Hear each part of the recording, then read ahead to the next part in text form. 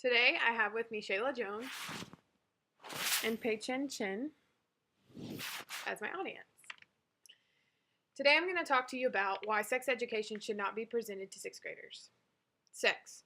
The first thing teens think about nowadays when they hear sex is STDs or getting pregnant. I was in the 6th grade when I first heard about sex, and it wasn't through my peers or my family.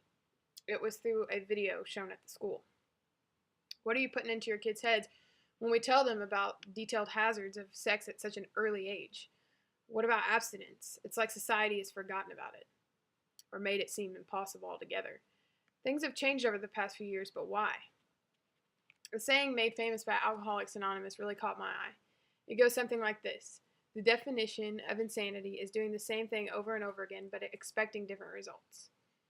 Is sex education really helping?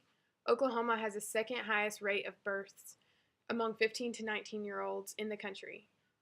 Oklahoma ranks third in teen births for ages 15 to 17 and first for ages 18 and 19. This is all facts known from the National Center for Health in 2014, this year. There was an article I came across while researching called "The Problem with Sex Education." A sex education teacher named Nick Luxmore even admitted the more they know, therefore, the more confident and relaxed they feel. From this statement, it seems as if they would be more comfortable with having sex. Psychology says that people tend to want to be more like society. People like to conform and fit in, for the most part. So therefore, when we advertise sex education over abstinence, what is that telling everyone? What is sex education doing with STDs? People who promote sex education say it's good for preventing STDs. I found some facts from DoSomething.org. 2 young people ages 13 to 29 contract HIV every hour. In the U.S., more than 750,000 U.S. girls are ages 15 to 19 become pregnant every year. More than 80% of these are unintended pregnancies. Young people ages 15 to 25 contract 19 million STDs annually. This is all facts from DoSomething.org. News comparison to sex education and how it really affects us. When you turn on the news, what do you see? It's hardly anything ever good. Someone getting murdered, a church getting burned, a riot, something negative, right? Why do you think we continue to do these things as humans? It's because this is what we're spoon-fed daily. This is what's making the news.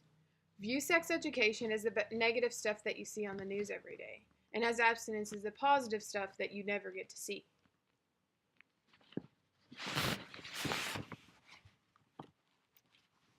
It's going to be backwards. Sex education.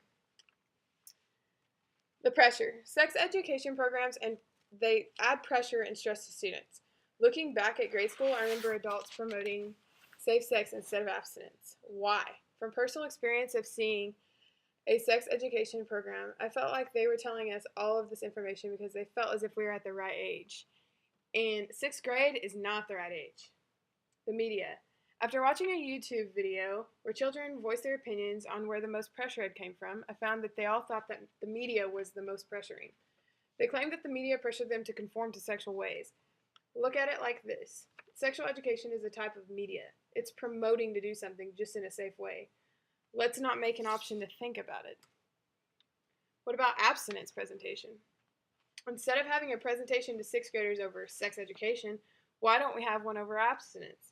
Maybe 8th grade would be more appropriate for an age to present the sex education information since it is right before high school. Just to clarify, I'm not totally against the facts of sex education. I think sex education could be great, but the age we present it to is what really matters. We, as Americans, are always complaining about how obese our country is, but yet we still have McDonald's and other terrible fast food restaurants hanging around. Of course we're going to eat at these places and still remain an obese country. Sex education is the McDonald's. We are given this option, and the option is made popular by our other peers.